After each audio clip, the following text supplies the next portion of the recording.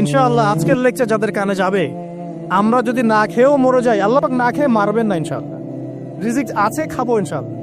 কিন্তু হয়তো বা অভাব হবে, টাকা পয়সা একটু কম হতে পারে, অন্যের 10 তলা ফ্ল্যাট হবে, আমার হবে না, ঠিক আছে, অন্যের এত বিঘা বিঘা জমি আমার হয়তো হবে না, কিন্তু ইনশাআল্লাহ তাআলা এই যে দুনিয়ার মুসাফিরের জীবনটা, এটা মুসাফিরের জীবন না, মুসাফিরের জীবনটা কেটেই যাবে ইনশাআল্লাহ। কাটবে না, যে কোনো ভাবে কেটে তো যাবেই ইনশাআল্লাহ। এই যে পরকালের জীবনটা একটা চেতনার শক্তি, জানেন, দুনিয়াতে যত বাধা বিপত্তি আসুক, গাল মন্দ খান, গীবত তহমত খান, কষ্ট হোক, নির্যাতন হোক, একটা বিষয় মনের মধ্যে শান্তি দেয়। কি শান্তি? যে এই দুনিয়ার জীবনটা তো আর চিরস্থায়ী নয়, এটা তো আর সারা জীবন থাকবে না। ইনশাআল্লাহ এই অবস্থা আস্তে আস্তে পরিবর্তন হয়ে যাবে। ফাইন্না মাআল উসরি ইউসরা, পরকালে ইনশাআল্লাহ পাবো, দুনিয়াতে না পেলে কি হয়েছে, পরকালে পাবো ইনশাআল্লাহ। যুবক ভাই, এসব জেনা ছেড়ে দেন, আল্লাহ রাব্বুল আলামিন আপনার জন্য হুর রেখেছেন জান্নাত, ইনশাআল্লাহ পাবেন ইনশাআল্লাহ। এটা ছেড়ে দেন, সুদ ছেড়ে দেন, আল্লাহ পাক আপনার জন্য হাউজে কাউসার রাখছে ইনশাআল্লাহ, ঠিক আছে। অন্যায় পাপ ছেড়ে দেন, আল্লাহ রাব্বুল আলামিন আপনার জন্য জান্নাত রেডি করে রাখছে ইনশাআল্লাহ। এই দুনিয়ার জীবনটা ধোঁকা, একটা ছোট্ট জীবন, পুরা ধোঁকা, কিচ্ছু নাই এর মধ্যে। আমার কথা শোনেন, এই দুনিয়ার জীবনে কিছুই নাই। চারপাশে অনেক কিছু মনে হবে, আপনার বাড়ি আছে, গাড়ি আছে, স্ট্যাটাস আছে, টাকা পয়সা, প্রতিপত্তি সব আছে।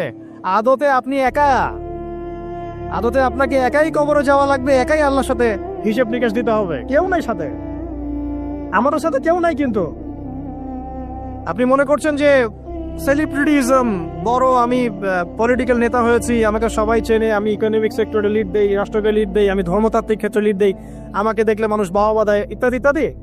দিন শেষে আমি একা, আপনিও একাই, আমাকেও একাই যেতে হবে, আপনাকেও একাই যেতে হবে। এগুলো সব চারপাশের খালি অন্ধ মোহ, আর কিছু না। এই মোহের মধ্যে ঢুকে পড়বেন না, আল্লাহ পাক তৌফিক ইনায়াত করুন। নবী সাল্লাল্লাহু আলাইহি ওয়াসাল্লাম বারবার বলতেন, আল্লাহুম্মা ইন্নী আউযু বিকা মিন ফিতনাতিদ দুনিয়া, বলতেন না, হে আল্লাহ, আমি এই দুনিয়ার ফিতনা থেকে তোমার কাছে আশ্রয় প্রার্থনা করছি। ওয়া ইন্নী আউযু বিকা মিন ফিতনাতিন নিসা, আমি মহিলাদের ফিতনা থেকেও আশ্রয় প্রার্থনা করছি। আরো দোয়া করতেন, আল্লাহুম্মা ইন্নী আউযু বিকা মিন আযাবিল কবর, হে আল্লাহ, আমি কবরের আযাব থেকে আশ্রয় প্রার্থনা করছি। ওয়া আযাবি জাহান্নাম, জাহান্নামের আযাব থেকে আশ্রয় প্রার্থনা করছি। ওয়া মিন ফিতনাতিল মাহইয়া ওয়াল মামাত, জীবন মৃত্যুর ফিতনা থেকে আশ্রয় প্রার্থনা করছি। ওয়া মিন শাররি ফিতনাতিল মাসীহিদ দাজ্জাল, এবং দাজ্জালের ফিতনা থেকে আশ্রয় প্রার্থনা করছি। দাজ্জালে পরে আসবো ইনশাআল্লাহ। দাজ্জাল নিয়ে আলোচনা করলে আবার কিছু মানুষ খারাজি ট্যাগ লাগাই দিতে পারে, ওই জন্য এদিকে আমি এখন যাচ্ছি না। হ্যাঁ, সামনে আসি তো। রিবার বিষয়টা বলছিলাম, আইয়ামে জাহিলিয়াতের যে সেই রিবা এখনকার বিশ্বে আছে কি নাই বলেন?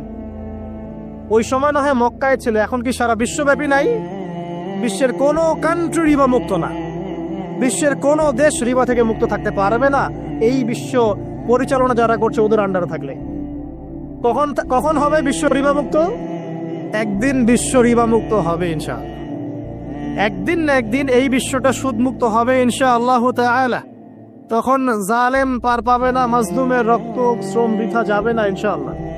কবে, কত বছর পর আমি জানি না, কিন্তু এতটুকু জানি যে মালহামার পরে যখন আল মাহদি আসবেন, এবং তারপর যখন মাসীহুদ দাজ্জাল বের হবে এবং ঈসা ইবনে মারইয়ামকে আল্লাহ পাক নামিয়ে দিবেন, তার হাতে যখন দাজ্জাল নিহত হবে এবং জেরুজালেম থেকে যখন পুরো বিশ্ব শাসন করা হবে মুসলিমদের হাতে, তখন রিবা বলে কিচ্ছু থাকবে না পৃথিবীর ইনশাআল্লাহ। তার আগ পর্যন্ত এই অবস্থা সলভ হবে কিনা আমরা জানি না, হতেও পারে, নাও হতে পারে, তবে ওই সময় যে হবে নিশ্চিত ইনশাআল্লাহ। আসুন, আইয়ামে জাহিলিয়াতের আরেকটা বড় পাপ ছিল, যে এক ভাই বলেছেন, সেটা হচ্ছে নারীর অবমাননা। কে বলেছে এই কথাটা? সামনে একজন। হ্যাঁ, আইয়ামে জাহিলিয়াতের অন্যতম একটা সেরা পাপ ছিল কি? নারীর অবমাননা। এটা নিয়ে কি বলতে হবে? এখন ধর্মের মধ্যেও আমরা নারীদেরকে অবমাননা করছি। বহু নামাজি ব্যক্তি আছে আমাদের মধ্যে, দেখবেন বোনের সম্পত্তি দেয় নাই, মেয়েকে শিক্ষিত করতে চাচ্ছেন না। কেন চাচ্ছেন না? ওর কি অধিকার নাই শিক্ষার? আপনি কি জানেন যে আয়েশা রাদিয়াল্লাহু আনহার কাছে বহু সাহাবী হাদিসের তালিম নিয়েছেন, বহু হাদিস শিখিয়েছেন কে? মা আয়েশা রাদিয়াল্লাহু আনহা। তো তিনি যদি শিক্ষিত না হতেন, শেখাতে পারতেন? তো মেয়েদের শিক্ষার দরকার আছে না? হ্যাঁ, কি বিষয় দরকার? তাদের উপযুক্ত পরিবেশ নিশ্চিত করতে হবে, নিরাপত্তা, পর্দা, এগুলো নিশ্চিত করতে হবে। তারপরে মেয়েদেরকে আপনি অবশ্যই শিক্ষিত করবেন। ঘরের কোণে বসে রাখতে কে বলেছে? আপনি নিরাপদ পরিবেশ দেন, পর্দা দেন, তারা মাদ্রাসা যাবে, পড়াশোনা করবে। ঠিক আছে, আল্লাহ পাক আমাদের মা বোনদেরকে শিক্ষিত করার তৌফিক দান করুন, আমিন। ভালো ভালো কোয়ালিটি সম্পন্ন মহিলা মাদ্রাসা গড়ে তোলেন। আর মেয়েরা যদি শিক্ষিত না হয় তাহলে আমাদের বাড়ির বউরা শিক্ষিত হবে না, আর বউ শিক্ষিত না হলে আপনি একা শিক্ষিত হয়ে লাভ নাই। তখন ওই যে বললাম টর্চার সেল, ওই টর্চার সেলে ঢুকতে হবে আর কি।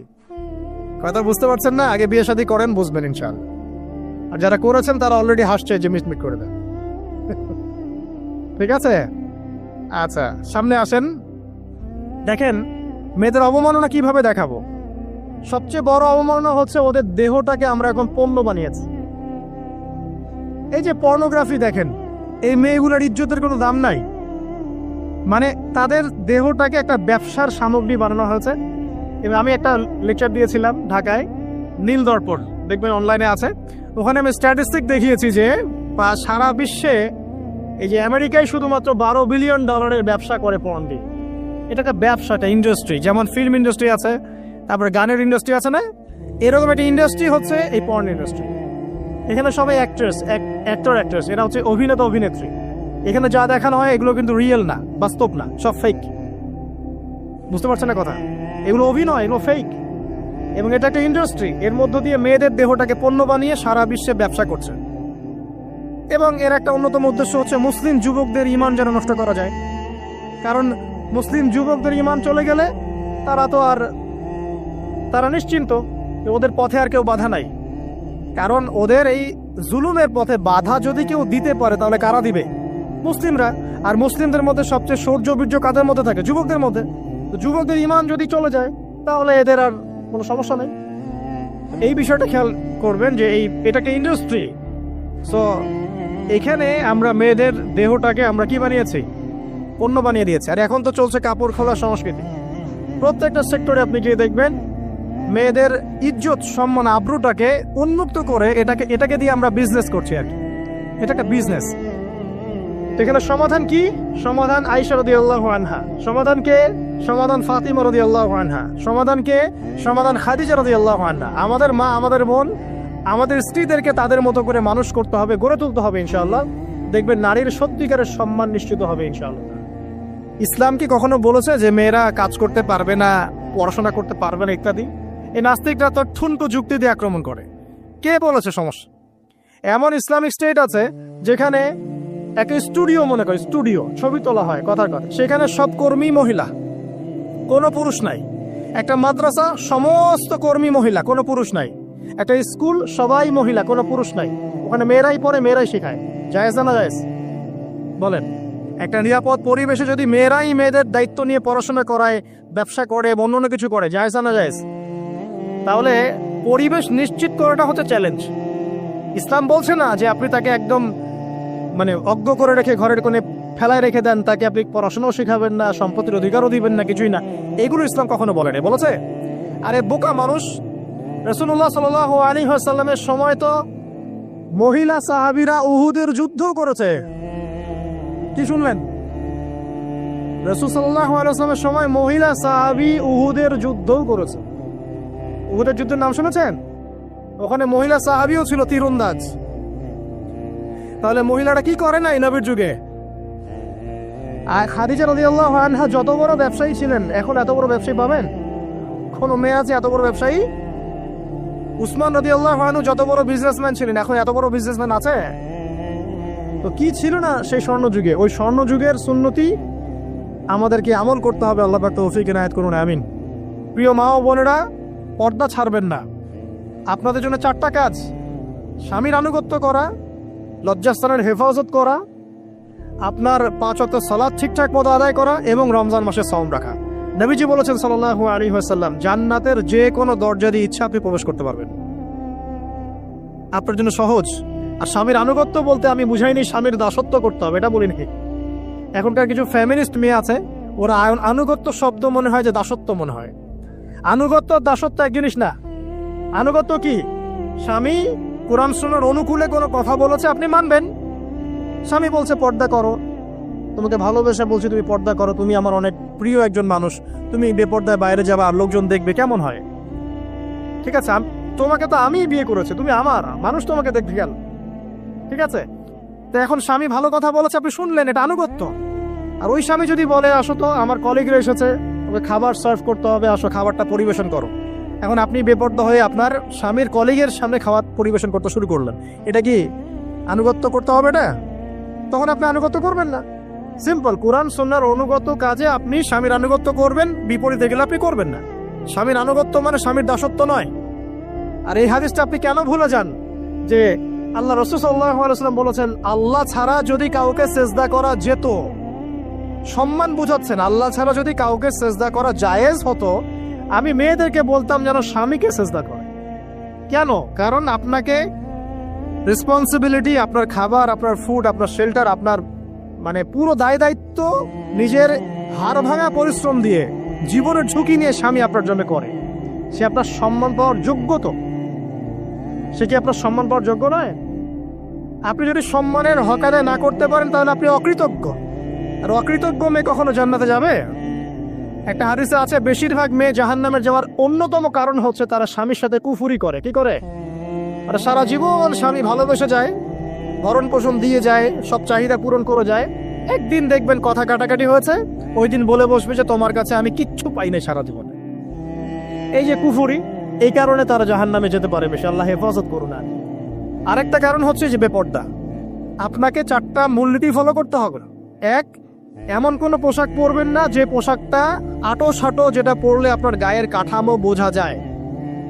এটা বোরখা হলেও পরা যাবে না। আমি কি বুঝাতে পারছি? ডিজিটাল বোরখা দেখেন নাই? দেখছেন? মাশাআল্লাহ। আর কারা কারা দেখছেন? এদিকে চোখ বেশি যায় না? আচ্ছা, এমনি দেখা যায়, চোখ দিতে হয় না, এমনি দেখা যায়। ডিজিটাল বোরখা চলবে না, ডিজিটাল বোরখা চলবে না। আমার মত, এটা আমি মত দিচ্ছি, আমি আল্লাহর রাস্তায় সময় দিয়েছি অনেকদিন, এবং এখানে যে পর্দাটা শেখানো হয় এরকম পর্দা আমি অন্য কোথাও দেখি নাই। এত চমৎকার পর্দা শেখানো হয়। কারা কারা সময় লাগিয়েছেন? 3 দিন 7 দিন সময় দিয়েছেন কারা কারা? বেশিরভাগই দেন নাই। সমস্যা নাই, দিতে হবে। আমি বাধ্যতামূলক বলিনি আপনাকে, বলেছি এখানে পর্দা শেখানো হয়, চমৎকার পর্দা শেখানো হয়, যে এখানে চোখটা পর্যন্ত তাদের ঢেকে রাখার তালিম দেওয়া হয়। যাই হোক, যেখানেই শেখেন অ্যাটলিস্ট পর্দাটা শিখলেই হলো। এমন পোশাক হবে না যেই পোশাকটা আটো সাটো, যেটা পরে আপনার গায়ে কাঠামো বোঝা যায়। 2 নম্বরে এমন পোশাক পরা যাবে না যে পোশাকটা পরলে বাহির থেকে ভিতরের অঙ্গ দেখা যায়। দেখেছেন? দেখেন নাই? দেখছেন হুজুর? আচ্ছা, আপনারা তো সব দেখেন দেখি। তারপরে 3 নাম্বার, এমন পোশাক পরা যাবে না যেটা অমুসলিমদের সাথে সাদৃশ্য আছে। কথা বুঝতে পারছেন? অমুসলিমদের ধর্মীয় বিষয়ের সাথে সাদৃশ্য আছে এমন পোশাক মুসলিম মেয়েদের পরা যাবে না। এর মানে এই নয় যে অন্য ধর্মকে আপনি আক্রমণ করবেন, এটাও নয়। যে যার ধর্ম তাদের স্বাধীনতা মতো পালন করবে। মুসলিমরা বাধা দিবে? দিবে না। মুসলিমরা দাওয়াত দিতে পারে। কি করতে পারে? দাওয়াত দিতে পারে যে ভাই, এই যে লা ইলাহা ইল্লাল্লাহর কনসেপ্ট আপনাকে বুঝাচ্ছি, আল্লাহ ছাড়া কোনো মাবুদ নাই, মুহাম্মদ সাল্লাল্লাহু আলাইহি ওয়াসাল্লাম সর্বশেষ রাসূল, এই কোরআন পড়ুন, হাদিস পড়ুন, দেখুন এটাই হচ্ছে মানবতার মুক্তির সনদ। এরপর যদি সে ইসলাম কবুল করে আলহামদুলিল্লাহ, যদি না করে এর হিসাব কে দিবে? সে নিজে দিবে। এর হিসাব কি আমাকে দেওয়া লাগবে? দেওয়া লাগবে না। তো অমুসলিমদের সাথে সাদৃশ্য আছে এমন পোশাক চলবে না। আচার হচ্ছে পুরুষরা মেয়েদের পোশাক পরতে পারবে না, মেয়েরা পুরুষদের পোশাক পরতে পারবে না। জি, আপনাদেরকেই বলছি, আপনারা জিন্স পরতে পারবেন না, মেয়েদেরকে বলছি, এবং টি শার্ট পরতে পারবেন না। আপনারা ওই যে যা ইচ্ছা তাই ড্রেস পরে বলবেন যে 1000 বছরের সভ্যতা সংস্কৃতি, এসব বাজে কথা চলবে না এখানে।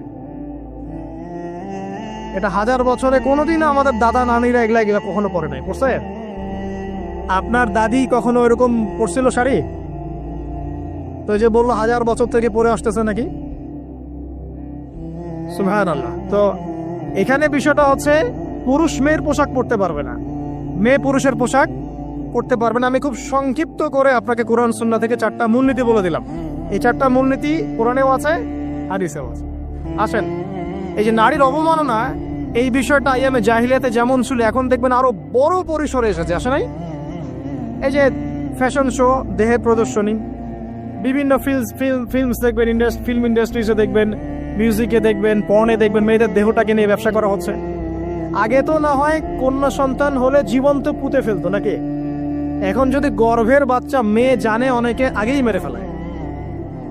বুঝেন নাই মনে হয়? অনেকে যদি জানে যে গর্ভে মেয়ে সন্তান আছে, আগেই মেরে ফেলায়। এমন অনেক দেশ আছে, আমি নাম বলছি না দেশের সঙ্গত কারণে, যে সে দেশে এরকম মেয়ে সন্তানকে এই যে খালাস করে ফেলার, নষ্ট করে ফেলার, ভ্রূণ নষ্ট করার আলাদা ক্লিনিক আছে, আলাদা হসপিটাল আছে। বলে নাউজুবিল্লাহ। তো আসলে ওই 1450 বছর আগের মানুষটা বেশি বর্বর ছিল না আমরা বেশি বর্বর? এই যে অধিকারের কথা বলে বলে আমরা মেয়েদের দেহটাকে নিয়ে এখন মস্করা করছি, তামাশা করছি।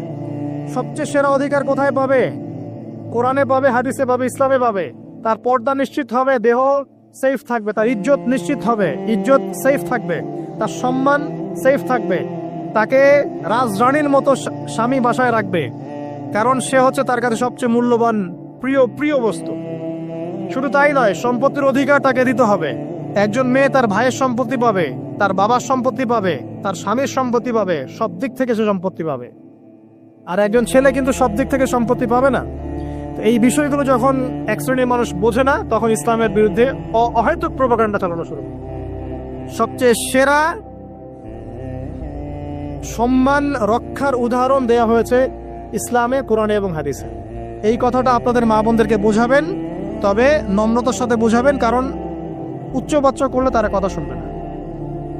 আর আল্লাহ রাসূল সাল্লাল্লাহু আলাইহি ওয়াসাল্লাম বলেছেন, কিছুটা বাঁকা হাত দিয়ে তাদেরকে তৈরি করা হয়েছে। যদি আপনি শক্ত করে চাপ দিতে যান তাহলে ভেঙে যাবে, আর যদি আপনি ওই অবস্থায় ছেড়ে দেন তাহলে বাঁকাই থেকে যাবে। এখানে আপনাকে হিকমা অবলম্বন করতে হবে। আল্লাহ পাক তৌফিক দান করুন। একটা বিষয় বলছিলাম, ওই যে শিরকের পাপ এখন গ্লোবালাইজেশন হয়েছে না, ওই সুদের পাপ এখন গ্লোবালাইজেশন হয়েছে না। গ্লোবালাইজেশন বোঝেন? মানে বিশ্বায়ন, পুরো বিশ্বে ছড়িয়ে পড়েছে না। আর একটা হচ্ছে এই যে মেয়েদের অবমাননা, এটা সারা বিশ্বে ছড়িয়ে পড়ে নাই। আচ্ছা, আর দুটো বলবো, এরপর বলে আমি শেষের দিকে যাচ্ছি। আসা, একটা হচ্ছে মাদক। আইয়ামে জাহিলিয়াতের অন্যতম সেরা পাপ ছিল কি? মাদক। ওই যে বলছেন জাহিলি যুগ, কেন বলছেন জাহিলি যুগ? বিকজ ওইখানে মাদক খেত মানুষ বেশি। এখন বলেন, ওখানে না হয় মক্কায় মাদক খেত মানুষ, এখন সারা বিশ্বে মাদক ছড়িয়ে পড়ে নাই? বেশি না কম? এখন এই যে নতুন নতুন মাদক আসছে, ইয়াবা, আরো নাকি কি কি আসছে নতুন নতুন, আমরা নামও জানি না।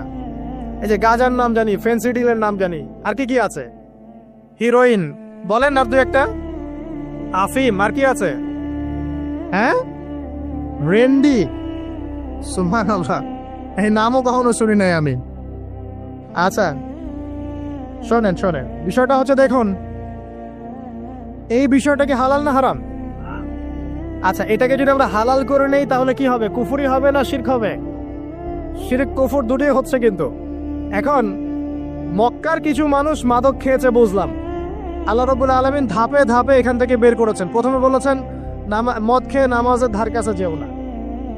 হ্যাঁ, তারপরে বলেছেন এই যে মাদকে কিছুটা উপকার আছে কিন্তু বেশি ক্ষতি। তারপর বলেছেন খেয়ে নামাজের কাছে যেও না। তারপর ধাপে ধাপে শেষের দিকে এসে আল্লাহ পাক বলেছেন যে এটাকে ছেড়ে দাও। সূরা মাইদায় পড়ে দেখেন, এটা শয়তানের কাজ। তখন সাহাবায়ে কেরাম রাদিয়াল্লাহু আনহুম পুরোপুরি মাদক থেকে নিজেদেরকে মুক্ত করলেন। এরপরে কি কখনো তারা মাদক ছুঁয়েও দেখেছেন? বরং মাদক দ্রব্য সেবন করলে 40টা লাঠি বেত্রাঘাত করতে হয়, ইসলামিক শাস্তি। কয়টা লাঠি? আর ওমর রাদিয়াল্লাহু আনহুর সময়ে 40 লাঠিকে বাড়িয়ে 80 লাঠি করা হয়েছে। কত লাঠি? 80 লাঠি। কিন্তু আরো একটা পাপের শাস্তি আছে, বলবো? অপবাদ। এখন যেটা বেশি দেওয়া হয়, অপবাদ, মিথ্যা অপবাদ, সতীসাধী নারীর উপরে মিথ্যা অপবাদ, এর শাস্তি হচ্ছে 80 লাঠি। আবার 100 লাঠির শাস্তি আছে, 100 লাঠি। এটা কিসের জানেন? জিনা। এই যে যারা করছেন, এর শাস্তি হচ্ছে 100 লাঠি। তাও জনসমক্ষে দিতে হবে, গোপনে না। আর 1 বছরের জন্য এলাকা ছাড়া করতে হবে। রজম একটা শাস্তি আছে, রজম। এটা কি? রজম মানে পাথর নিক্ষেপ করে হত্যা। এটা তো বর্বর, তাই না? অমানবিক, মধ্যযুগীয়। এসব কথা শুনছেন না? শোনেন, কিছু কিছু বিষয় আছে যে বিষয়গুলো করার পরে এই পৃথিবীতে মানুষ বেঁচে থাকার অধিকারটা হারিয়ে ফেলে। কথা বুঝতে পারছেন না মনে হয়? কিছু কিছু পাপ আছে, এগুলো করলে পরে মানুষ এই পৃথিবীতে বেঁচে থাকার অধিকারটা হারায় ফেলে। যেমন কোনো বিবাহিত ব্যক্তি যদি জেনা করে, নাউজুবিল্লাহ, কোনো ছেলে যদি কোনো ছেলের সাথে যৌন সম্পর্ক করে, সমকামী করে, বা এটাকে যেটা গে মানে যেটা কি বলে সমকামিতা, ঠিক আছে, এই কাজ যদি কেউ করে, এই নোংরা কাজ যদি কেউ করে, কোনো মেয়ে যদি কোনো মেয়ের সাথে এরকম কোনো কাজ করে, একই পাপ। এইসব পাপ করলে পরে এই পৃথিবীতে বেঁচে থাকার অধিকারটা সে হারিয়ে ফেলে। কথা কি বুঝতে পারছেন? আচ্ছা, তখন শাস্তি হচ্ছে আল্লাহ রাব্বুল আলামিন পাথর নিক্ষেপ করে হত্যা করতে বলেছেন। কারণ হচ্ছে সে এত গর্হিত একটা কাজ করেছে যেটা এই শাস্তি পাওয়ার সম্পূর্ণ যোগ্য। এবং কওমে লূত নামে যে কওম ছিল, ওই কওমটাকে আসমানে উঠিয়ে আল্লাহ পাক পাথর বর্ষণ করে এভাবেই শেষ করে দিয়েছে। জর্ডান একটা দেশ আছে না, জর্ডানের পাশে ডেড সি নামে একটা জায়গা আছে, ডেড সি, মৃত সাগর। ওইখানে সাদুম নামে একটা গোত্র থাকতো। কোন গোত্র? সাদুম। ওই সাদুম গোত্র এরকম সমকামী ছিল। আল্লাহ রাব্বুল আলামিন লূত আলাইহিস সালামকে পাঠিয়েছিলেন, তারা হেদায়েতের বাণী শোনে নাই। আল্লাহ পাক ওদেরকে আসমানে উঠিয়ে পাথর নিক্ষেপ করে উল্টা দিকে দাফন করে দিয়েছেন। নাউজুবিল্লাহ। তো কিছু কিছু পাপ আল্লাহ পাক সহ্য করেন না, আল্লাহ পাকের আরশ কেঁপে ওঠে। এই পাপগুলো সেরকম পাপ। কথা বুঝতে পারছেন? তো এই যে জিনা, পর্নোগ্রাফি, ব্যভিচার, পরকীয়া, এগুলোর মধ্য দিয়ে আমরা নারীর অবমাননা করছি না? এবং ধর্মের মাধ্যমে মাঝে মাঝে করছি, যখন আমরা ধর্মের নামে মেয়েদের অধিকার দিচ্ছি না। অনেকেই সম্পত্তির অধিকার দিচ্ছেন না, অনেকেই শিক্ষিত করছেন না, অনেকেই আরো এই যৌতুক নিচ্ছেন না, অনেকেই যে বিয়ের সময় যৌতুক নেয়, এটা তো মেয়ের উপর, মেয়ের পিতার উপর টর্চার করা, সম্পূর্ণ হারাম। তারপরে দেখবেন, রিপোর্টগুলো পড়ে দেখবেন যে এই বছর 2022, এই 22-এই গভর্নমেন্ট রিপোর্ট অনুযায়ী নিবন্ধিত প্রায় 1339টা ধর্ষণের মামলা হয়েছে। তো এটা এখন অ্যাভেলেবল, যে কোনো সব জায়গায় ধর্ষণ হচ্ছে, এখন অ্যাভেলেবল। মানুষ এটাকে স্বাভাবিক মনে করছে, এখন নর্মাল ধর্ষণ হতেই পারে, মানুষ এখন এমন মনে করছে। প্রত্যেক দিন পেপার খুলবেন, দেখবেন রেপের খবর, প্রত্যেক দিন খবর শুনবেন ধর্ষণের খবর। আর সব খবর তো আসে না, আসে হয়তো 10%, 20%, 30%, বেশিরভাগই আসে না। এলাকায় মোড়ে মোড়ে দেখবেন, গ্রামে গঞ্জে শহরে বন্দরে খালি ইফটিজিং দেখবেন, খালি ইফটিজিং। মেয়েদেরকে যৌন হয়রানি করা হচ্ছে, বাসে, অটোতে, টেম্পুতে, সব জায়গায়। বাসের মধ্যে মেয়েকে রেপ করে ফেলা হচ্ছে। একটা বাচ্চা মেয়ে যে বোঝেও না যে সেক্সুয়াল বিষয়গুলো কি জিনিস, ওকেও রেপ করা হচ্ছে। এই যে মহামারী, আপনি তো বুঝতে পারছেন না যে আমরা কোন সমাজে আছি। এই সমাজে আপনার মেয়ে তো সেফ না, আমার মেয়ে তো সেফ না। আমার মেয়ে, আপনার মেয়ে ভবিষ্যৎ কি হবে, এর ভবিষ্যতের নিশ্চয়তা কে দিবে? আপনার মেয়ের ইজ্জতের ভবিষ্যতের নিশ্চয়তা কে দিবে? এই নিশ্চয়তা দেওয়ার মতো মানুষ কোথায়, নেতা কোথায়? কারো ঘরের স্ত্রী, কারো ঘরের বোন, কারো ঘরের মেয়ে এখন সেফ না। যে কোনো দিন, যে কোনো জায়গায়, যে কোনো দুর্ঘটনা হতে পারে। বাসে, ট্রাকে, ট্রেনে, অটোতে, সব জায়গায় হতে পারে। আর এগুলোকে আমরা প্রমোট করছি, এখন নগ্নতাকে প্রমোট করছি, পর্নকে প্রমোট করছি। এই নগ্নতা, পর্ন, এসব দিয়ে মানুষের মাথাটাকে পুরো জানোয়ার বানিয়ে ফেলা হয়েছে। পর্ন দেখাতে দেখাতে ছেলেদের মাথাটাকে জানোয়ার, পশু বানিয়ে ফেলা হয়েছে। এরা এখন বোঝে না যে মেয়ে কি জিনিস, মা কি জিনিস, বোন কি জিনিস, তাও বোঝে না। ভাই বোনের সাথে জেনা করেছে, চাচাতো বোন চাচাতো ভাইয়ের সাথে জেনা করছে, চাচাতো ভাই ফুফাতো বোনের সাথে জেনা করছে। রংপুরের খবর শুনলাম যে মায়ের সাথে ছেলেও জেনা করেছে। এগুলো কেন হচ্ছে? এই মহামারী কেন হচ্ছে? কি সমাধান দিবে? সমাধান ইসলামে ছিল, আমরা নেই নাই। সমাধান হচ্ছে, প্রথম সমাধান অশ্লীলতার মহামারী বন্ধ করতে হবে। পর্নোগ্রাফির সমস্ত সাইটগুলো বন্ধ করে ফেলতে হবে। আজকের নিউজ দেখেছি আমি, এটা আমি ধন্যবাদ জানাই বাংলাদেশ গভর্নমেন্টের যে তথ্য প্রযুক্তির যে সেন্টার আছে, প্রায় 26,000 পর্ন সাইট তারা বন্ধ করে দিয়েছে, আলহামদুলিল্লাহ। তো কথা বললে তো কাজ হবে, কথা না বললে কাজ হবে কিভাবে? 26,000 পর্ন সাইট তারা বন্ধ করে দিয়েছে। যখন সমাজের মানুষ পর্ন দেখতে দেখতে পশু হয়ে গেছে, আপনি বাইরে এই যে আলখাল্লা টুপি দাড়ি পরে ঘুরলে লাভ আছে? ভিতর থেকে তো আপনি পশু। দেখবেন মসজিদ ইমাম সাহেব নামাজ পড়তে এসেছে, বাসায় পর্ন দেখে আসছে, নামাজে কোনো মনোযোগ নাই। দেখবেন টাপাটাপ নামাজ পড়ছে, কোনো মনোযোগই নাই, পর্ন দেখে। ইমানের আলোচনা করবেন, খুব লাফালাফি করলো, 2 দিন পর দেখবেন কোনো খবর নাই, পর্ন দেখতে দেখতে ভিতরটা শেষ, ড্যামেজ। পর্নোগ্রাফিতে যে একবার আসক্ত হয়েছে, তার মধ্যে ইমানের কোনো তেজই থাকবে না, কোনো তেজ থাকবে না। এখন আলেম জালেম সবার ফোনে ফোনে দেখবেন পর্ন চলে আসতেছে, কেউ দেখতে না চাইলেও তাকে দেখতে বাধ্য করা হচ্ছে। ফেসবুকে ঢুকবেন, নগ্ন দৃশ্য। এই নগ্নতা দিয়ে, এই পর্নোগ্রাফি দিয়ে, এই যে মিডিয়ার মধ্য দিয়ে প্রমোটিংটা দিয়ে ব্যভিচার ছড়িয়ে দেয়া, জেনা ছড়িয়ে দেয়া, অশ্লীলতা ছড়িয়ে দেয়া, পরকীয়া ছড়িয়ে দেয়া, এর মধ্য দিয়ে নারীর সম্মান, দেহ, ইজ্জতকে আমরা এখন রাস্তার সাথে মিশিয়ে দিয়েছি। কিসের অধিকারের কথা বলছে? কিসের নারী অধিকারের কথা বলছে? খালি ডিগ্রি সার্টিফিকেট অর্জন করতে পারলেই অধিকার হয়? আমার তো ইজ্জতই ঠিক থাকলো না, আমার অধিকার কোথায় থাকলো? একটা সার্টিফিকেট অর্জন করার জন্য কলেজের মেয়েদেরকে বড় বড় নেতার বেডরুমে ঢুকানো হচ্ছে, দেখেন নাই? তো একটা সার্টিফিকেট অর্জন করতেই হবে আমাকে, নিজের ইজ্জত বিক্রি করে দিয়ে হলেও আমার সার্টিফিকেট অর্জন করতেই হবে। লাথি মারি এসব পড়াশোনার পিছনে, দরকার নেই পড়াশোনা। হচ্ছে বাসায় এলাকায় এলাকায় মহিলা মাদ্রাসা করেন, মাদ্রাসায় মেয়েদেরকে পড়ান। আমি খুব দুঃখের সাথে বলছি, অনেক মাদ্রাসাতেও এরকম কোন ঘটনা কিন্তু ঘটেছে না? এখানে একটা কথা আমরা পরিষ্কার করতে চাই, সেটা হলো যে পাপী, রেপি, ধর্ষণী, সে আলেম করুক আর জালেম করুক, ইমাম করুক আর জালেম করুক, ফাসেক করুক, সবাইকে সমান শাস্তি নিশ্চিত করতে হবে। আর শাস্তি হবে দৃষ্টান্তমূলক, যেন আরো 10 জন থেকে শিক্ষা নেয়।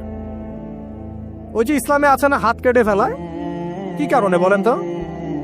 কারণ সবাই যখন দেখবে যে খুঁটির সাথে বেঁধে একটা চোরের হাত কেটে ফেলা হয়েছে, এলাকার সব মানুষ দেখেছে, চুরি বাড়বে না কমবে? নিশ্চিত চুরি কমে যাবে ইনশাআল্লাহ। তো এই যে নারীর অবমাননার ওই যুগের চেয়ে এই যুগে বেশি না কম? আপনি ভালো করে আল্লাহর নূর দিয়ে দেখেন। আমি প্রথমে বলেছি, শুধু বাইরের চোখ দিয়ে দেখলে সব বুঝতে পারবেন না। আল্লাহ পাকে নূর দিয়ে দেখেন, কোরআন সুন্নাহর গভীর জ্ঞান দিয়ে দেখেন, দেখবেন ওই জাহিলিয়াতের চেয়ে 1000 গুণ বেশি জাহিলিয়াত এখনকার বিশ্বে চলছে। আল্লাহ পাক আমাদের মা বোনদের ইজ্জত হেফাজত করুন, তাদের সম্মান হেফাজত করুন। আমরা দোয়া করি আল্লাহ পাক তাদেরকে উচ্চশিক্ষায় শিক্ষিত করুন, নিরাপত্তা নিশ্চিত করুন। কেউ যদি ওদের দিকে খারাপ চোখ তুলে তাকায়, আল্লাহ পাক সেই চোখকে যেন ধ্বংস করে দেয়।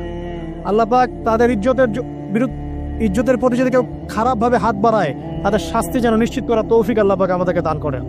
আল্লাহ পাক আমাদের মা বোনদেরকে মহামূল্যবান মনে করে আমাদেরকে হেফাজত করার তৌফিক দান করুন, আমিন। আর তাদেরকে যারা নগ্ন করতে চায়, আল্লাহ পাক এদেরকে ধ্বংস করে ছেড়ে দিন, আমিন। আল্লাহ পাক বলেছেন, যারা চায় মুমিন মুসলিমদের সমাজে অশ্লীলতা ছড়িয়ে পড়ুক, দুনিয়া এবং আখিরাত উভয় জাহানে আল্লাহ পাক এদেরকে ধ্বংস করবেন। আরেকটা বলে শেষ করি, সেটা হলো, কয়টা বলেছি ভাই? জাহিলিয়াত। ইমাম মুহাম্মদ বিন আব্দুল ওয়াহাব রাহিমাহুল্লাহ তার একটা বইয়ের মধ্যে 1000টা জাহিলিয়াত আছে। আমি 5টা বাছাই করেছি। কয়টা? 5টা। কয়টা বলেছি? 4টা। এক হচ্ছে কি বলেছিলাম? শিরক। আছে না নাই? রিবা এখন আছে না নাই? 3 নাম্বার কি ছিল? মাদক।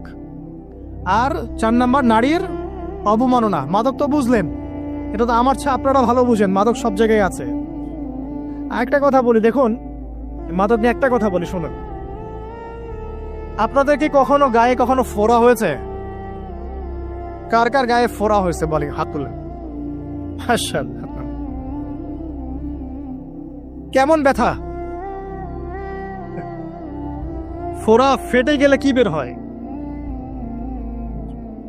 রক্ত আর পুঁজ বের হয়, তাই তো? তো নবী সাল্লাল্লাহু আলাইহি ওয়াসাল্লামকে সাহাবীরা পরে জিজ্ঞাসা করলেন, ইয়া রাসূলুল্লাহ, কোন পাপের কারণে তাদেরকে এই শাস্তি দেওয়া হচ্ছে?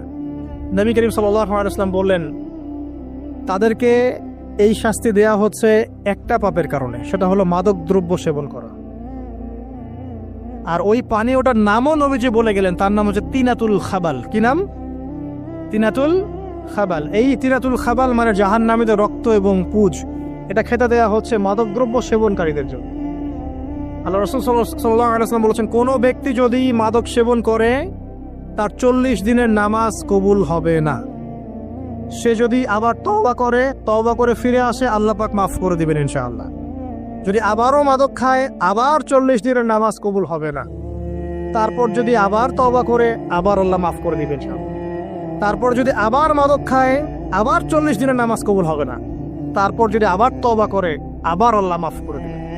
তারপরে যদি আবার মাদক খায়, তখন আল্লাহ রাব্বুল আলামিন তাকে তিনাতুল খাবাল পান করাবে। প্রিয় ভাইরা, আপনারা মুসলিম না? আমরা মুসলিম না? মুসলিম যুবকদের সবচেয়ে সেরা অস্ত্র হচ্ছে ঈমান এবং নৈতিকতা। অন্যরা জাহিলিয়াতের স্রোতে ভেসে যাক, মুসলিম তরুণরা কখনো জাহিলিয়াতে যাবে না ইনশাআল্লাহ। আমার সাথে ওয়াদা করেন যে কোনো প্রকার মাদক দ্রব্যের সাথে সংশ্লিষ্ট থাকবেন না। একটা সিগারেটেও কখনো টান দিবেন না, কারণ সিগারেটটা কি? সিগারেট আপনাকে আস্তে আস্তে অন্য মাদকের দিকে নিয়ে যাবে। সিগারেট খাওয়া শিখেছিস, এখন গাঁজাও খা। যা খাওয়া শিখলে এখন ওটা খা এই করতে থাকে। এক পর্যায়ে আপনি এখান থেকে আর বের হতে পারবেন না। এখানে আপনার দেহের ক্ষতি, আপনার মস্তিষ্কের ক্ষতি, আপনার পরিবারের ক্ষতি। এমন আপনি যদি পরবর্তীতে গিয়ে পরিবার গঠন করতে চান, আপনি সুখী পরিবারও গঠন করতে পারবেন না, কারণ ভিতর থেকে আপনি নিজেকে শেষ করে ফেলেছেন। দুইটা ভয়ঙ্কর পাপের কথা বলে দেই। এই দুইটা পাপে যারা আসক্ত হয়ে আছে, তারা তওবা করে ফিরে আসলে পরেও সারা জীবন তাদেরকে এটা সাফার করতে হবে। কথা বুঝতে পারছেন না? তওবা করে ফিরে এসেছেন মনে করে, তারপরেও আপনাকে সারা জীবন এই পাপের ফলটা ভোগ করতে হবে। এক, মাদকদ্রব্য দীর্ঘদিন সেবন করেছেন, তওবা করেছেন, ফিরে এসেছেন, আল্লাহ হয়তো মাফ করে দিয়েছেন, আল্লাহ পাক মাফ করে দিয়েছেন, বাট আপনি আপনার দেহের যে ক্ষতিটা করে ফেলেছেন এটা পোষাতে পারবেন না। এক নাম্বার। দুই, তখন আপনি যদি বিয়ে করেন, আপনি স্ত্রীকে সন্তুষ্ট করতে পারবেন না। হ্যাঁ। দুই নাম্বার হচ্ছে এই যে গোপনে যুবকরা যে পাপটা করে, মাস্টারবেশন, যেটাকে আমরা বলি হস্তমৈথুন, এই পাপ যেসব যুবকরা করছে বা করে, এবং অ্যাভেলেবেল এই পাপটা সবাই করে, কারণ এখন পর্নের যুগ, পর্ন দেখলে তো আর কোনো উপায় নাই, তখন তো এই পথেই যেতে হচ্ছে, নিজের উপরে নিজেকে জুলুম করতে হচ্ছে। যারা হস্তমৈথুন অভ্যস্ত হয়ে গেছে, এরা যদি তওবা করে ফিরেও আসে, শরীরের যে ক্ষতিটা হয়েছে এটা পূরণ হবে না কখন। দেখেন, আমার মতো বয়সে, আমার চেয়ে প্রায় 10 বছর বয়স আগেই তারেক বিন জিয়াদ স্পেন জয় করেছিল। আমার যে বয়স এখন চলছে 30 পার হয়ে গেছে, এর চেয়ে আরো প্রায় 10 বছর আগে মুহাম্মদ বিন কাসিম এই সিন্ধু জয় করেছিল। এখন যে ইসলাম আপনি ভোগ করছেন, এটা তাদের ফল, তাদের এই জিহাদের ফল। তো এখন আমাদের এই যে 20 বছর 30 বছরের যুব সমাজের দিকে তাকায় দেখেন, একবার তাকায় দেখেন, চেহারাগুলো একটু দেখেন, চেহারা দেখেন, এক একটা চেহারা দেখেন, চেহারায় নূর নাই, নষ্ট হয়ে গেছে, নামাজ নাই, চোখগুলো বসে যাচ্ছে, কারণ সারা রাত জেগে থাকছে। ওই যে টিকটক টিকটক টিকটক সারা রাত, হ্যাঁ, সারা রাত ফোনে, সারা রাত গল্প গুজব। রাত্রেবেলা দেখবেন, রাত্রেবেলা শহর যেন জীবিত হচ্ছে। রাত্রেবেলা ক্যারাম খেলে, রাত্রে লুডু খেলে, রাত্রে এটা করে, রাত্রে সে, সারাদিন ঘুম, সারাটা দিন ঘুম। আপনি কি জানেন সারা রাত কে জেগে থাকে, সারা রাত কে ঘুমায়, আর সারা দিন কে জেগে থাকে?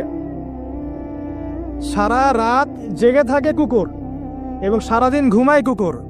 আর দেখবেন আপনি বিড়ালকে দেখবেন, ও কিন্তু রাত্রে ঘুম, এবং দিনের বেলা সে অ্যাক্টিভ। পাখিকে দেখবেন, পাখি সন্ধ্যা হলো একদম ঘরে, যেই সূর্য ডুববে পাখি একদম ঘরে, দেখেন না, পাখি ঘরে। আর যেই ফজর হবে পাখি বের হয়ে গেল। আর আল্লাহ রাসূল সাল্লাল্লাহু আলাইহি ওয়াসাল্লাম হয়তো বা এই কারণেই, আল্লাহ ভালো জানেন, তিনি বলেছেন এমন কিছু মানুষ জান্নাতে যাবে যাদের মনটা হবে পাখির মতো। সুবহানাল্লাহ। দেখেন পাখি কি করে, একদম সন্ধ্যা হলো ঘরে ঢুকে গেল, যেই ফজর হবে একদম ফজরের আগে আগে সে বের হয়ে গেল। তো পাখির মতো হওয়ার চেষ্টা করেন, পাখির মতো লাইফস্টাইলে আসেন, এবং সে সারাদিন পরিশ্রম করে রিজিকের জন্য, করে না? আল্লাহ পাক পাখিকে রিজিক দেন কি চাকরির মধ্য দিয়ে, না ব্যবসার মধ্য দিয়ে? কিভাবে সে রিজিক পায়? তাওয়াক্কুল, তাওয়াক্কুল, আল্লাহর প্রতি তাওয়াক্কুল। আর তাওয়াক্কুল করে কি সে ঘরে বসে থাকে, না রিজিক সার্চ করে, রিজিক তালাশ করে? আপনিও রিজিক তালাশ করেন, আল্লাহ পাক রিজিক দিবে ইনশাআল্লাহ তাআলা। প্রিয় যুবক ভাইরা, আল্লাহর ওয়াস্তে তওবা করেন। যারা যারা মাদকদ্রব্যের সাথে সংশ্লিষ্ট আছেন বা থাকার সম্ভাবনাও ছিল, এর ধার কাছেও যাবেন না। কথা করছেন তো? এবং গোপন পাপে লিপ্ত হবেন না, গোপন পাপে লিপ্ত হবেন না। আপনি যৌবনকে ধরে রাখেন, ইনশাল্লাহ দেখবেন আপনি সারা জীবন এনজয় করতে পারবেন ইনশাল্লাহ। কিন্তু যদি এখন নিজেকে শেষ করে ফেলেন, এখন নিজেকে শেষ করে ফেললে আপনি বিয়ে করলে পরেও দেখবেন আপনি পস্তাচ্ছেন। ওই যে কলিকাতা হারবালে যেতে হবে, তখন মডার্ন হারবালে দৌড় দিতে হবে। আর সব হারবাল টারবাল খেয়ে লাভ হয় না। কারণ কি? কারণ আল্লাহ প্রদত্ত যে নেয়ামত সেটা আপনি নষ্ট করে ফেলেছেন। এখন এইটা আর আপনি ক্ষতিপূরণ দিতে পারবেন না। অতএব জীবনটাকে সিরিয়াসলি নেন। মুসলিম তরুণ যুবকদেরকে উদ্দেশ্যে বলছি যে আপনারা কায়িক পরিশ্রম করেন, কায়িক পরিশ্রম করেন। 5 ওয়াক্ত সালাতটা আল্লাহর ওয়াস্তে নামাজে মসজিদে এসে পড়েন। বেশি কিছু করতে বলছি না ভাই, আমার কথা শোনেন, বেশি কিছু করতে বলছি না। আল্লাহর ওয়াস্তে 5 ওয়াক্ত নামাজটা মসজিদে পড়েন, পারবেন না? আচ্ছা, ডেইলি 10টা পৃষ্ঠা করে কোরআন তেলাওয়াত করেন, পারবেন? আল্লাহ তৌফিক দান করুন। ডেইলি 2-4 টাকা করে সদকা করেন, পারবেন? আচ্ছা, প্রত্যেক দিন কিছু দাওয়াতি কাজ করেন, আমর বিল মারুফ, সৎ কাজের আদেশ করবেন, নাহি আনিল মুনকার, অসৎ কাজে নিষেধ করবেন, পারা যাবে ইনশাআল্লাহ। আপনি হালাল রিজিকের একটা সন্ধান খোঁজার চেষ্টা করেন, পারবেন ইনশাআল্লাহ। পড়াশোনায় নিজেকে ব্যস্ত রাখেন, লেখাপড়ায় নিজেকে ব্যস্ত রাখেন। যদি এর পাশে আপনি সময় পান, আমি বলবো আপনি খেলাধুলা করেন। যদি সময় কিছু বের করতে পারেন, কায়িক কিছু পরিশ্রম করেন, প্রয়োজনে কিছু কসরত করেন, জিম করেন, খেলাধুলা করেন, তারপরেও পর্নে যায় না, তারপরেও গার্লফ্রেন্ডের পিছনে সময় নষ্ট করেন না, তারপরেও এই টিকটক, ফেসবুক, ইউটিউব দিয়ে পড়ে থাকেন, ওগুলোর চেয়ে খেলাধুলা করা অনেক ভালো আছে। অ্যাটলিস্ট আপনি ফিজিক্যালি ফিট থাকবেন। অনেকে বলতে পারে যে এটা না করলে হয়, এটা বাজে কাজ, সময় নষ্ট। আমি মনে করি এখনকার যুবকরা যেসব পথে সময় নষ্ট করছে, এর চাইতে অ্যাটলিস্ট খেলাধুলা করলে ভালো ছিল। একটা সময় ছিল না, আজকে থেকে 10 বছর আগে প্রচুর খেলা হতো না? ক্রিকেট হতো, ফুটবল হতো, এই ব্যাডমিন্টন হতো শীতকালে, তাই না? খেলার লিপ্ত থাকলে কিন্তু আমাদের মধ্যে একটা হৃদ্যতা, একটা বন্ড তৈরি হতো, একটা বন্ড। আমরা অনেক টুর্নামেন্ট খেলতাম না? এখন দেখবেন কিচ্ছু নাই, সব বন্ধ, খালি ফোন, সারাদিন কি ফোন। এটা আরো কি ডেঞ্জারাস না? এভাবে তাদের ফিজিক্যাল বডিটা নষ্ট হচ্ছে, মেন্টাল স্ট্রেংথটাও নষ্ট হচ্ছে। এর চেয়ে বরং তারা যদি কোনো কসরত করে, এটা অনেক ভালো হবে। এটা আমার মত, এটা আমি কোরআন সুন্নাহ থেকে কোনো কথা বলছি না। আল্লাহ পাক বোঝার তৌফিক দেখ। শেষ কথা হলো যে আইয়ামে জাহিলিয়াতের আরেকটা নির্মম বর্বরতা ছিল হচ্ছে গোত্রীয় দ্বন্দ্ব। কি ছিল? গোত্রীয় দ্বন্দ্ব। এটা দিয়ে আমি শেষ করছি। সেটা হলো কেমন গোত্রীয় দ্বন্দ্ব? মনে করেন একটা গোত্রের নাম বনু তামিম, একটার নাম বনু হানিফা, একটার নাম হচ্ছে বনু কোরাইজা, একটার নাম হচ্ছে মনে করেন বনু মাখজুম, আর একটা হচ্ছে বনু আদি। এরকম অনেক গোত্র ছিল। এই গোত্রগুলোর মধ্যে আপোষে দ্বন্দ্ব চলতো, খুব সামান্য কারণে তারা দীর্ঘস্থায়ী যুদ্ধ করত। একটু বোঝার চেষ্টা করেন, খুব সামান্য কারণে তারা লম্বা লম্বা যুদ্ধ করত। একটা উটকে কেন্দ্র করে প্রায় 80 বছর যুদ্ধ হচ্ছে। কত বছর? 80 বছর। এখন আপনাকে বলি, এই যে জাহেলিয়াতের এই যে গোত্রীয় হানাহানি, মারামারি, কাটাকাটি, এটা কি এখন সারা বিশ্বে ছড়িয়ে পড়েছে কি পড়ে নাই? আল্লাহ নূর দিয়ে দেখেন, পড়েছে কি পড়ে নাই? দেশে দেশে হানাহানি বেড়েছে না কমেছে? রাসূলুল্লাহ সাল্লাল্লাহু আলাইহি ওয়াসাল্লাম 23 বছর নবুয়তের জীবনে যতগুলো জিহাদ করেছেন এবং সারিয়া করেছেন, এতে সব মিলে হয়তো 2 থেকে 3 হাজার মানুষও মারা যায় নাই। ঠিক আছে? কিন্তু এখনকার দেখবেন প্রথম বিশ্বযুদ্ধেই কয়েক কোটি মানুষ শেষ, দ্বিতীয় বিশ্বযুদ্ধেই আরো কয়েক কোটি মানুষ শেষ, আর সামনে যে নিউক্লিয়ার যুদ্ধ হতে যাচ্ছে, আল্লাহু আলাম কবে হবে, এবং এটা হইলে যে কি হবে পৃথিবীর অবস্থা আল্লাহই ভালো জানে। এমন নিউক্লিয়ার ওয়েপন্স আছে যেটা আসমানে যদি বিস্ফোরণ ঘটানো হয়, তাহলে ওই দেশের সমস্ত ইলেকট্রনিক জিনিসগুলো নষ্ট হয়ে যাবে। বুঝতে পারেন এই কথা? বোম মারতে হবে না পৃথিবীতে, মাটিতে বোমটা মারতে হবে না, আসমানে বিস্ফোরণ করে দিবে, তাতে আপনার পুরো দেশের যত ইলেকট্রনিক ডিভাইস আছে সব ড্যামেজ। এটা এই যুগ।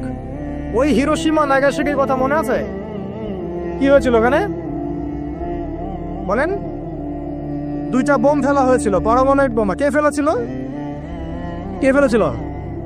আমেরিকা। আচ্ছা, ওই বোম দুটার নাম কি? হ্যাঁ, এই তো জানেন, লিটল বয় আর ফ্যাটম্যান। ওই 2টা বোম পড়ে যে কোটি কোটি মানুষ মারা গেল, এখন পর্যন্ত জাপানের মানুষ তার তেজস্ক্রিয়তায় ভোগে। এখনকার পারমাণবিক ওয়েপন্সগুলো তার চেয়ে অনেক অনেক অনেক বেশি শক্তিশালী, হাজার লক্ষ গুণ বেশি শক্তিশালী হতে পারে। রাশিয়ার কাছে এমন সুপারসনিক মিসাইলস আছে, নিউক্লিয়ার মিসাইলস, যেগুলো শব্দের গতিবেগের চাইতেও 10 গুণ বেশি যেতে পারে। শব্দের গতিবেগ কত হার্টস বলো? তোমার সায়েন্সে পড়ো নাই? তো এই শব্দের গতিবেগের চাইতেও 10 গুণ 20 গুণ বেশি যেতে পারবে কি একটা মিসাইল। মানে মিসাইল আবার আকাশ প্রতিরক্ষা ব্যবস্থা বলে একটা কথা আছে। আকাশ প্রতিরক্ষা ব্যবস্থায় ওই মিসাইলগুলোকে ডিফেন্ড করে দেওয়া যায়, ধ্বংস করে দেওয়া যায় আকাশেই। ওই প্রতিরক্ষা ব্যবস্থাও ধরতে পারবে না কত জোরে মিসাইল যাচ্ছে। এবং সেই রাশিয়াকে উস্কে দিচ্ছে এখন পশ্চিমারা, ফেলো একটা বোম, ইউক্রেনে একটা বোম ফেলো খালি। ও যদি একটা ফেলেই দেয়, তখন দেখবেন পশ্চিমারা সবাই মিলে আবার যুদ্ধে নেমে যাবে, পুরো বেসাকার হয়ে যেতে পারে। আল্লাহু আলাম, আল্লাহ ভালো জানেন। তবে এটা সময়ের ব্যাপার মাত্র যে বিশ্বে একটা ভয়ঙ্কর প্রলয়কারী কিছু একটা হতে যাচ্ছে। বলবো যে ভবিষ্যৎবাণী করে বেড়াচ্ছে। ভবিষ্যৎবাণী করি নাই, আপনার বর্তমান সম্পর্কে জ্ঞান নাই বলেই বর্তমানকে আপনার ভবিষ্যৎ মনে হয়। বর্তমান সম্পর্কে আপনি অজ্ঞ বলেই বর্তমানের জ্ঞানটাকে আপনার কাছে ভবিষ্যৎ মনে হচ্ছে। বর্তমান সম্পর্কে জ্ঞান অর্জন করেন, দেখবেন সঠিক বুঝতে পারবেন। নিউক্লিয়ার যুদ্ধের দ্বার প্রান্তে তো যেটা বলছিলাম, এই যে গোত্রীয় হানাহানি দেখেন ছড়িয়ে পড়েছে, আর এই হানাহানিকে উস্কে দিচ্ছে কারা? এই হানাহানিকে উস্কে দিচ্ছে একটা শ্রেণী, তার নাম জায়নিস্ট মুভমেন্ট। তারা কি চায়? তারা চায় চীনকে তাইওয়ানের সাথে বিরোধ বাঁধিয়ে দিতে।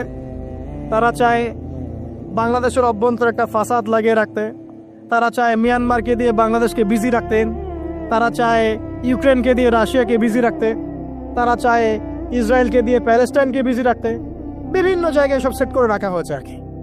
এবং তার উদ্দেশ্য হচ্ছে পৃথিবী থেকে মানব জাতি কমিয়ে ফেলা, এবং আস্তে আস্তে যেন ওদের যে agenda, they want to rule the world, তারা সারা ওয়ার্ল্ডটাকে রুল করতে চায় এবং ইসলামকে পুরো মুছে ফেলতে চায়। এবং ইসলাম শুধু না, ধর্মতাত্ত্বিক যে কোনো কনসেপ্ট আসলেই ওটাকে মুছে ফেলতে চায়। যে কোনো ধর্মকেই তারা সহ্য করতে পারছে না। তো এই উদ্দেশ্য বাস্তবায়নের জন্য তারা এই কাজগুলো করে বেড়াচ্ছে। আইয়ামে জাহিলিয়াতের সেই যে সুন্নত, ওই যে জাহিলিয়াত এখন সারা বিশ্বে এভাবে ছড়িয়ে পড়েছে। অতএব আপনার চোখ কান খোলা রাখতে হবে। ভয়ঙ্কর অবস্থা সামনে, দেখেন না, গভর্নমেন্ট বলছে এখন সামনে ভয়ঙ্কর খাদ্য সংকট দেখা দিবে, কৃষিজ দিকে ফোকাস করতে বলছে এবং নিজেদের খাদ্য উৎপন্ন করার দিকে মনোযোগী হতে বলছে। এই কথাগুলো 5 বছর থেকে বলি নাই, তখন তো খারেজি হয়ে গেছিলাম। এখন এই কথাগুলো খোদ আমাদের দেশের প্রাইম মিনিস্টারও বলছেন, আলহামদুলিল্লাহ, তাকেও সেই বুঝ আল্লাহ পাক দান করেছেন। তো এই যে কথাগুলো, এগুলো কোনো অনেক গল্প কাহিনী না। যারা ওয়ার্ল্ড অ্যাফেয়ার্স বোঝেন তারা জানেন যে বিশ্ব এখন একটা ভয়ঙ্কর একটা অবস্থার সম্মুখীন হয়েছে। এটা আপনারা বুঝতে হয়তো দেরি করে ফেলছেন। আল্লাহ পাক আপনাদেরকে বোঝার তৌফিক দান করুন, আমিন। শেষ কথা বলি, ওই দ্বন্দ্বটা কিন্তু দেশ থেকে দেশ ছড়িয়েছে, যেমন ঠিক একইভাবে ধর্মের মধ্যেও ছড়িয়েছে। ধর্মের মধ্যেও আমরা কিন্তু বহু দলে ভাগ হয়ে গেছি। এমনকি মুসলিমদের মধ্যেও আমরা শততা বিভক্ত বিভিন্ন দলে আছে না? এক দল আরেক দলের লোকদেরকে সহ্য করতে পারে না, আরেক দল আরেক দলের ইমামকে সহ্য করতে পারে না, হ্যাঁ, এক সংগঠনকে সহ্য করতে পারে না। এই যে গোত্রীয় হানাহানির সুন্নত, ওই আয়ামে জাহিলিয়াতের সুন্নত, এটা এখন মুসলিমদের মধ্যেও ঢুকে পড়েছে। প্রিয় ভাইরা, দেখুন, আমি এক কথায় বোঝাতে চাইলাম যে জাহিলি যুগ আপনি যেটাকে বলছেন, আয়ামে জাহিলিয়াত যেটাকে বলছেন, যে কারণে বলছেন, ওই কারণগুলো প্রত্যেকটা কারণ এখনকার বিশ্বে মজুদ আছে। শুধুমাত্র স্বল্প পরিসরে না, এখন বড় পরিসরে মজুদ আছে। অতএব আপনাকে যদি আইএমএ জাহেলিয়াতুল আকবার বলে কোনো বিশ্বকে রিকগনাইজ করতে হয়, তাহলে এখনকার বিশ্বকে করতে হবে। অতএব এই ওয়ার্ল্ড অ্যাফেয়ার্সটাকে বোঝেন, জাহিলিয়াতটাকে বোঝেন। এই জাহিলিয়াত থেকে উত্তরণের জন্যে সমাধান কে দিয়েছিল বলেন? ইসলাম কি সমাধান দেয়নি? ইসলাম সমাধান দিয়েছে, কোরআন সমাধান দিয়েছে। রাসূলুল্লাহ সাল্লাল্লাহু আলাইহি ওয়াসাল্লাম 23 বছরের মধ্যেই সমস্ত জাহিলিয়াতকে দূর করে দিয়েছে, তাই নাই? বলেন, 23 বছর পর কি মক্কায় শিরক ছিল? বলেন, 23 বছর পর কি মক্কায় সুদ ছিল? 23 বছর পর কি মক্কায় জেনা, এই যে আপনার ব্যভিচার, এই যে আপনার মাদক, এই যে গোত্রীয় হানাহানি, নারীর অবমাননা, এগুলো ছিল? তাহলে একজন মহামানব, তিনি 23 বছরের মধ্যেই পুরো সমাজটাকে সংস্কার করে ফেললেন, বুঝলেন না? সেই রাসূল সাল্লাল্লাহু আলাইহি ওয়াসাল্লামের সুন্নত কি মরে গেছে? সেই আল্লাহ কি মরে গেছেন? নাউজুবিল্লাহ। সেই আল্লাহ পাকের নাজিলকৃত কোরআন এবং হাদিস কি মরে গেছে? তাহলে সেই আল্লাহ যদি জীবিত থাকেন, সেই রাসূলের আদর্শ যদি জীবিত থাকে এবং সেই কোরআন যদি এখনো মুসলিমদের হাতে থাকে, তাহলে এখনকার বিশ্বের জাহিলিয়াত আমরা ফেস করতে পারবো না? পারবো না ইনশাল্লাহ? পারবেন ইনশাল্লাহ? কি করবেন তাহলে? মোটা দাগে কয়েকটা কথা বলে শেষ করে দিই। 1 নাম্বার, প্রিয় ভাই, জ্ঞান অর্জন করেন, প্রচুর পড়াশোনা করেন। জ্ঞান অর্জনের ক্ষেত্রে সাম্প্রদায়িক হবেন না, এতটুক নিব না, এর থেকে নিব, ওর থেকে নিব না, এমন হবেন না। জ্ঞান যেখানে পাচ্ছেন নিতে থাকেন। আল্লাহ পাক আপনাকে নূর দিবে ইনশাআল্লাহ। আল্লাহ যখন আপনাকে নূর বা আলো দিবে তার পক্ষ থেকে, আপনি এমন কিছু দেখবেন যা অন্যরা দেখতে পাচ্ছে না। আপনি খিজির হয়ে যাবেন ইনশাআল্লাহ আলাইহিস সালাম। যে মুসা আলাইহিস সালাম বুঝতে পারছেন না কেন নৌকা ফুটা করছে, কেন বাচ্চাকে হত্যা করছে, আর কেন দেয়াল নির্মাণ করছে, কিন্তু খিজির আলাইহিস সালাম বুঝতে পারছেন কেন এগুলো করতে হচ্ছে। 2 নাম্বার, প্রিয় ভাই, আপনার হায়াতটাকে মূল্যায়ন করেন। আজকেই তওবা করে ফিরে আসেন, 5 ওয়াক্ত নামাজি হয়ে যান, সময় অপচয় বন্ধ করেন, যৌবনকালটাকে কাজে লাগান, সিরিয়াস হন, জীবনটার ব্যাপারে সিরিয়াস হন। জীবনটা কিন্তু হেলায় খেলার বিষয় না। একবার চলে গেলে, একবার মৌত হয়ে গেলে কান্নাকাটি কোটি কোটি বছর করলে আল্লাহ পাক আর দ্বিতীয়বার পৃথিবীতে ফিরাই দিবে না, দিবে? তো কি কারণে আমরা আমাদের সময়টাকে হেলায় নষ্ট করছি? সুযোগ আছে? কোনো সুযোগ নাই। যেই কাজের পরকালীন কোনো ফায়দা নাই, সেই কাজে আমি নাই। সোজা কথা বোঝেন? যেই কাজে পরকালের কোনো ফায়দা নাই, সেখানে আমি নাই, এরকম আকীদা রাখবেন। ইলম অর্জন করবেন কেন? পরকালের ফায়দা আছে তাই। নামাজ কেন পড়বেন? পরকালে ফায়দা আছে তাই। প্রেমের সম্পর্ক করব না কেন? পরকালে ফায়দা নাই তাই। এই গান এই মিউজিক শুনবো না কেন? আমি পরকালে কোনো ফায়দা নাই তাই। আমি অহেতুক এসব টিকটকের পিছনে ঘুরবো না কেন? পরকালে কোনো ফায়দা নাই তাই। যে কাজ পরকালে ফায়দা দিবে আমি সেই কাজে আসি। পারা যাবে ইনশাল্লাহ। আল্লাহ তৌফিক দান করো। যুবক ভাইদেরকে আমি অনুরোধ করবো যে আপনাদের যৌবনটা আগামী মুসলিম উম্মার ভবিষ্যৎ। এই যে বলে না যে জাতির কাণ্ডারি হবে অমুক তমুক, কেউ জাতির কাণ্ডারি হতে পারবে না। জাতির কাণ্ডারি যদি হতে চায় তাহলে মুসলিম যুবকরাই হতে পারবে ইনশাআল্লাহ। যারা সারাদিন মাদকদ্রব্য সেবন করে এরা জাতিকে কিচ্ছু দিতে পারবে না। যারা সারাদিন হকি স্টিক নিয়ে ঘুরছে আর নির্মমভাবে মানুষকে মারছে এরা জীবনেও জাতিকে কিচ্ছু দিতে পারবে না। ফাসাদ সৃষ্টি করা ছাড়া কিচ্ছু করতে পারবে না। দেশকে, জাতিকে এবং উম্মাকে যদি এগিয়ে নিতে হয় শুধু মুসলিম যুবকরাই পারবে ইনশাআল্লাহ। এবং কারা পারবে? যারা অন্য ধর্মের মানুষ কিন্তু মনটা স্বচ্ছ সৎ, তারাও পারবে। যাদের মনে সততা আছে অন্য ধর্মের হলেও তারা পারবে ইনশাআল্লাহ। যার মনে সততা নাই সে পারবে না। করাপ্টেড, দুর্নীতিপূর্ণ মন নিয়ে কখনো দেশের খেদমত, জাতির খেদমত করা যায় না। বাংলাদেশের সবচেয়ে বড় সমস্যা দুর্নীতি। বাংলাদেশের 1 নম্বর সমস্যা দুর্নীতি। দুর্নীতি যদি না থাকতো আর সমস্ত কালো টাকা যদি সাদা করা যেত, বাংলাদেশের মানুষকে আজকে না খেয়ে মরতে হতো না। সামনের দিনগুলো কঠিন হবে, ভয়াবহ হবে, এটা সবাই বুঝতে পারছে, হয়তো শুধু আপনারা পারছেন না। আল্লাহ পাক আপনাদেরকে বোঝার তৌফিক দান করুন, আমিন। সামনে যান, নিজের জীবনকে কাজে লাগান, যৌবনকে কাজে লাগান, একটা হালাল রিজিক সার্চ করেন। অল্প রিজিকে সন্তুষ্ট হয়ে যান, উচ্চাভিলাষী হবেন না। উচ্চাভিলাষী হওয়ার দরকার নেই, যতটুকু আসছে আলহামদুলিল্লাহ, এটুকুর মধ্যেই সন্তুষ্ট থাকেন, পারবেন ইনশাআল্লাহ। সামনে যাবেন, আদর্শ পরিবার করবেন, পরিবারের মধ্যে ইসলাম থাকবে। পরিবারের পিতা হবে ইব্রাহিম, পরিবার সন্তান হবে ইসমাইল, পরিবারের স্ত্রী হবে হাজারা অথবা সারা আলাইহিস সালাম। দিনদার ছেলে নাই, বিয়ে নাই, দিনদার মেয়ে নাই, বিয়ে নাই। ওই যেটা আপনি মনে করছেন রূপ সৌন্দর্য হাবিজাবি, কিচ্ছু থাকবে না ভাই, কিচ্ছু থাকবে না। 1 বছর 2 বছর পরে সব শেষ। দিনদার স্ত্রী পাবেন, চোখ বন্ধ করে বিয়ে করে ফেলবেন। আর দিনদার স্বামী পাবেন, বিয়ে করে ফেলবেন। আমার স্বামী কত বড় ব্যাংকের চাকরি করে, কত বড় ডিগ্রি, কত বড় সার্টিফিকেট, এটা পরের ইস্যু। আগের ইস্যু হচ্ছে আমার স্বামী নামাজ পড়ে কিনা, এই লোক আমার স্বামী হতে যাচ্ছে, এর দাঁড়িয়ে আছে কিনা, ইসলাম পালন করে কিনা, ইসলামের প্রতি ভালো ধারণা আছে কিনা, সে আমাকে পর্দায় রাখবে কিনা, এগুলো বড় জিনিস। পরিবার গড়ব ইসলামিক ভিত্তিতে, ইসলাম নাই পরিবার নাই। এমনকি পরিবার গড়ার পরেও যদি দেখেন যে পরিবারের সদস্যদেরকে বোঝাতে বোঝাতে আপনি ক্লান্ত হয়ে যাচ্ছে, পরিবারের সদস্যদেরকে দিন বোঝাতে আপনি ক্লান্ত, কিছুতেই দিন বুঝতে চায় না, আপনি আসহাবুল কাহাফ হয়ে যান, তাও ভালো। বুঝেন নাই? আপনি নিজের চরকায় তেল দেন, ওটা বাদ দেন, ওর কবরের হিসাব ওর উপর ছেড়ে দেন, আপনি ইব্রাহিম হয়ে যান, আপনি আসহাবুল কাহাফ হয়ে যান, তাও ভালো। ইসলাম নিয়ে কোনো কম্প্রোমাইজ নাই। পরিবারের সদস্যরাও যদি আল্লাহর পথে চলার ক্ষেত্রে প্রতিবন্ধকতা সৃষ্টি করে, বাদ দিয়ে দেন, দরকার নেই। আল্লাহর জমিন প্রশস্ত, আল্লাহর জমিন প্রশস্ত, আল্লাহর রিজিক প্রশস্ত ইনশাআল্লাহ। আল্লাহ পাক উত্তম আরো কিছু দিবেন আপনাকে ইনশাআল্লাহ তাআলা। খেয়াল রাখবেন, পরিবারের মধ্যে ইসলাম থাকতে হবে। এখানে কিন্তু আপনাকে কেউ বাধা দিবে না, এর কর্তা আপনি নিজেই। আল্লাহ পাক তৌফিক এনায়েত করুন, আমিন। পাশাপাশি সৎ কাজের আদেশ করেন, অসৎ কাজে নিষেধ করেন। মুসলিম উম্মার মধ্যে ঐক্যের চেষ্টা করেন, বিভক্তি সৃষ্টি করবেন না। সবার মধ্যে ভালো জিনিস আছে, নিয়ে নেন, খারাপগুলো ছেড়ে দেন। এমন কোন সংগঠন বা দল বা জামা নাই যার 100%ই পরিশুদ্ধ, এমনটা কোনো নাই, কোথাও নেই। সবার মধ্যেই কিছু না কিছু ভুল থাকবেই, কিছু না কিছু ফল্ট থাকবেই। ওই ফল্টগুলোকে নিয়ে যদি আপনি পড়ে থাকেন আর কাদা ছড়াছড়ি করতে থাকেন, কাজ হবে না। এখন এই যুগটা সেই যুগ না।